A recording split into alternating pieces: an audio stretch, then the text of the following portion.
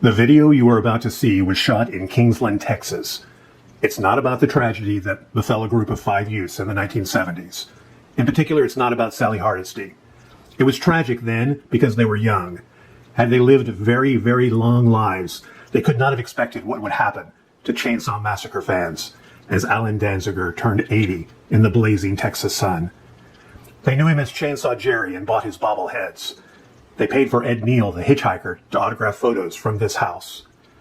Danziger watched a film called Rondo and Bob about the chainsaw art director, Bob Burns, and his obsession with Rondo Hatton. He wanted the man who brought Rondo back to life to do the same for his old nemesis.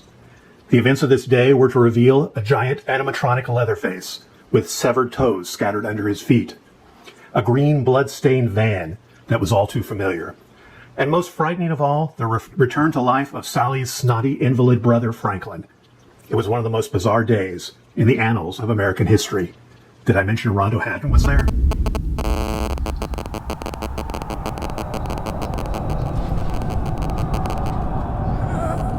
Really, of Paul Franklin character.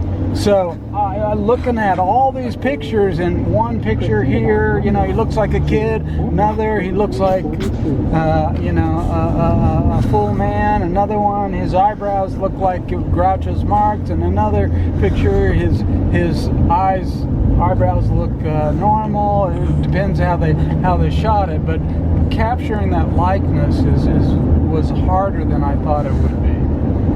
I thought it did a pretty good job as far as the sculpting.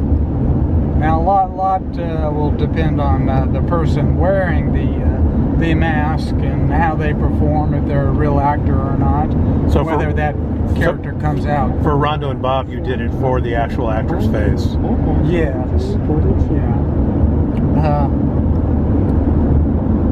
But even his was, he had a very round face.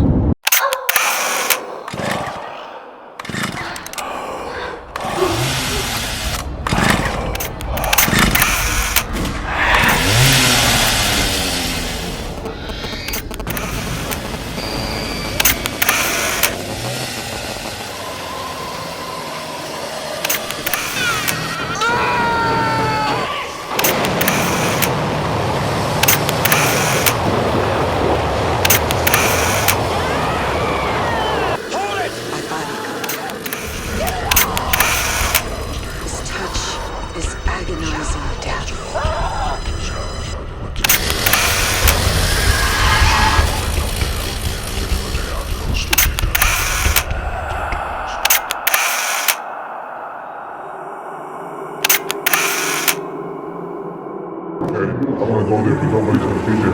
I got it.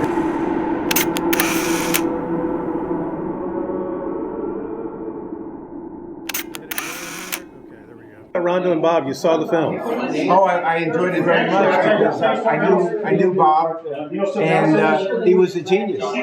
So seeing that movie about him and his love for Rondo was a lot of fun. I enjoyed it. So what do you think about all this, Gary? It was madness. Madness, yeah, film's madness.